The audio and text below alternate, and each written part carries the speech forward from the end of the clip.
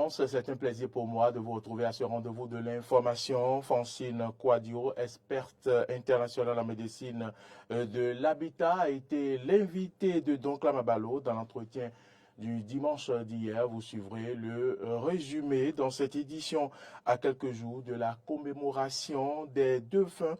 Le cimetière d'Alada est encore rempli de routes herbes. Vous suivrez le constat fait par notre correspondant sur place. L'Allemagne va investir dans le gaz, les minerais et les infrastructures du Nigeria. Vous en saurez davantage dans cette édition. C'est tout pour le sommaire.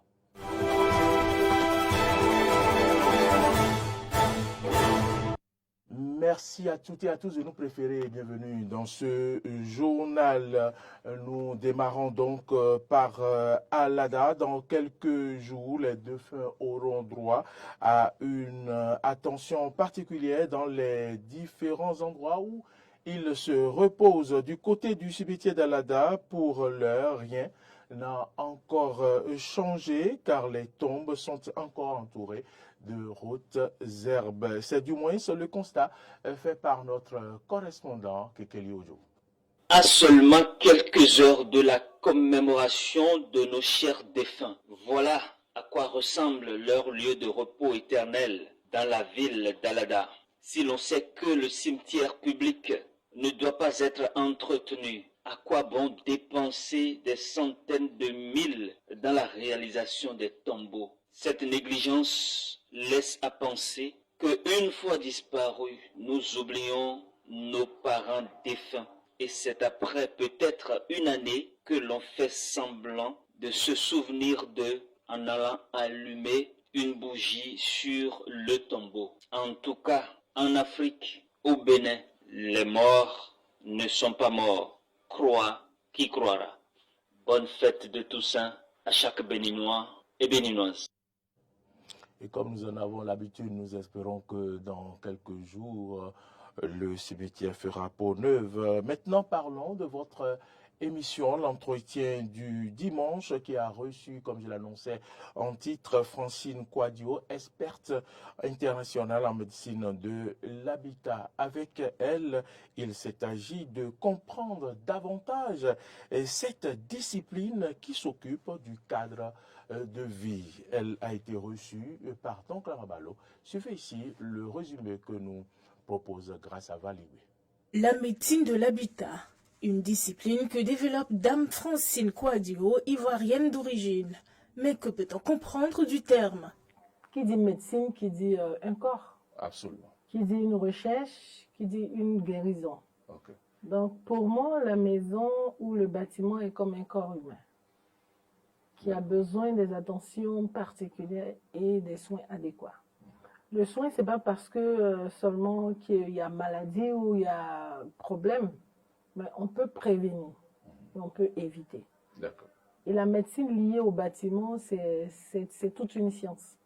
Donc on ne peut pas tout expliquer juste dans mais une émission. On va quand même dire l'essentiel pour que le téléspectateur comprenne. Voilà. Donc pour dire tout court, c'est l'art de créer un environnement propice à son bien-être. D'accord. Donc harmoniser et créer une symbiose entre l'habitant et son habitat. Assez brave, elle apprend tout ce qui est lié au domaine de l'habitation pour motif de satisfaction. Déjà, avant d'être médecin de l'habitat, je suis ouvrière. Ouvrière? Oui. Vous avez fait quoi concrètement? La peinture. Ah oui? Vous avez fait la menuiserie. C'est rare de trouver les femmes dans ce secteur. Oui, c'est la passion qui m'emmène. Et puis j'ai aussi des dons. Je suis très manuelle. D'accord.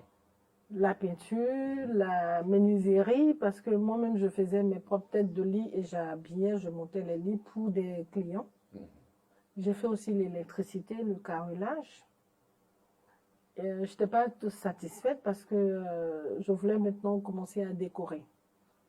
Et dans la décoration, je devais acheter des accessoires. Donc, qu'est-ce que je faisais? Je confectionnais mes propres accessoires. Et par la suite, j'ai voulu créer et construire les maisons, donc je me suis mise à la formation. J'ai été me former en architecture design, en architecture DPLG, avec des spécialités, cuisiniste et salle de bain. J'ai appris aussi tout ce qui est logiciel parce que je voulais transmettre ce que j'avais dans les logiciels. Je n'étais toujours pas satisfaite parce que une fois qu'on construit la maison, il faut pouvoir maintenant apporter une attention à ceux que vous allez loger. Derrière cette belle illustration, toute une histoire assez émouvante. Entre difficultés à payer les frais de scolarité pour la spécialisation en France et la vie de famille, Dame Francine Quadio a dû s'armer de courage pour en arriver là. C'était pas facile pour moi de me former en France. Okay. Parce que je venais d'arriver, je n'avais pas encore les papiers. Et pour pouvoir se former, il faut avoir au moins une attestation. J'avais que 1 500 € pour payer mon inscription.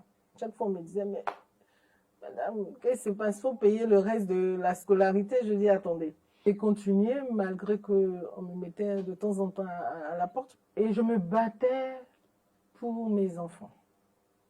Voilà, pour mes enfants. Je les avais laissés en Afrique. Et suite à cette résilience, mon assistante sociale a décidé d'interpeller ma région. D'accord. Pour pouvoir m'aider à régler vraiment toute ma scolarité. Ok, d'accord. Et en retour, je leur ai promis de ramener le diplôme. La qualité de votre lieu d'habitation pourrait déterminer la qualité de votre vie, dit un adage populaire. Parlons maintenant éducation, mais plutôt du côté de Djougou, des écoliers et élèves handicapés contraints à l'abandon de leur cursus scolaire, faute d'accompagnement adapté. Élément de témoignage dans ce reportage réalisé par notre correspondant à Djougou. Il s'agit bien de Yansa Aubry. Cet enfant, près de son père, qui détourne son regard devant notre caméra, n'ira point à l'école. Après 3 ans passés au CI sans succès, en raison de son handicap visuel. Le père en a ainsi décidé pour soulager la peine de ses enseignants qui n'avaient que marre de lui. Moumouni Isaka, l'instituteur ayant gardé l'enfant, nous confie. Pour travailler en classe, lorsqu'il y a le soleil, il ne voit rien. Il faut nécessairement le placer là où il y a un peu d'ombre, pour permettre à l'enfant de voir ce que vous avez écrit. Mais verbalement, l'enfant arrive à s'exprimer correctement, mais ce problème de vision lui a complètement. Vous écrivez dans le cahier, c'est problème pour lui.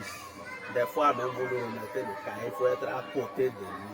À un moment donné, il faut même tenir sa main pour l'aider à former des lettres. Mais laisser les 81 élèves s'occuper d'un seul élève, vraiment, c'est une difficulté énorme. Si l'État peut donc spécifier ces enfants-là et leur trouver une école spéciale pour eux, là, leur formation serait mieux. Saïdat Moussa, la douzaine environ, en classe de CM2, handicapé moteur depuis sa naissance, orpheline de père et de mère, risque aussi d'abandonner les classes, faute d'accompagnement adapté. Chaque jour, la petite écolière se bat contre le destin dans un vieux fauteuil roulant. Elle doit sa mobilité à ses camarades de classe. Son maître, Aboubakari Issa Akende, nous confie. Au début de l'année, elle n'avait pas de fourniture scolaire. Moi-même, j'ai fait l'effort de trouver quelques cahiers pour pouvoir l'aider. Donc, c'est ainsi qu'on a démarré les cours. J'ai fait l'effort de travailler avec elle dans l'intention que tout ira bien pour qu'elle puisse réussir à son seul but. Nous sommes tous des hommes, elle peut faire aussi grand chose. Sans la régule, c'est pas très bien. Des organisations non gouvernementales sillonnent les écoles pour enregistrer les enfants et élèves en situation d'handicap. Mais hélas, les promesses ne tiennent pas. Sinon, au centre social, on l'avait déclaré. Vous voyez celle-là, et jusqu'à la rentrée, même un seul cahier, ils n'ont pas pu la donner. Vraiment, ça fait mal. Donc, le gouvernement et les ONG n'ont qu'à penser à ces gens spécifiques. Dans sa volonté d'assurer une meilleure intégration sociale aux personnes en situation d'handicap, le gouvernement béninois a adopté un conseil des ministres du 21 juin 2023 5 projets de décret d'application de la loi numéro 2017-06 du 29 septembre 2017 portant protection et promotion des droits des personnes handicapées en République du Bénin. Les centres de promotion sociale sous la tutelle du ministère des Affaires sociales fait sans doute beaucoup en faveur de ces personnes handicapées au niveau communal, mais les populations ne le sentent pas. Nouhoum Zato, assistant du service social chargé de la promotion des personnes handicapées au centre de promotion sociale de Djougou. Actuellement, nous suivons au moins une vingtaine de personnes handicapées élèves. Vous voyez, par exemple, les handicapés, vous voyez, ils nous viennent autant que ce que nous les apportons, ce que le gouvernement nous a donné pour qu'on puisse les appuyer à travers les kits scolaires. Lorsqu'ils se font soigner, ils nous reviennent et nous, vraiment, en compensation, nous les payons ce dont ils ont eu à dépenser. Tout ça, là, c'est des appuis que le gouvernement fait. Et tout récemment encore, le gouvernement allait mieux pour sortir des décrets. Parlant donc de la formation des personnes handicapées, le ministère des Affaires sociales et de la microfinance a un centre régional basé à Peperiakou, c'est dans Natitengu, qui s'occupe de la formation professionnelle des personnes handicapées. En macramé, c'est-à-dire c'est le tissage des lits à travers des nylons. Il a, disons, le tricotage. Ils font également le levage, le jardinage, beaucoup d'autres choses. Mais combien sont-ils exactement ces enfants écoliers et élèves handicapés dans les écoles privées et publiques de la Donga? Difficile de le savoir au niveau des directions départementales. Les données statistiques n'existent pas à Djougou.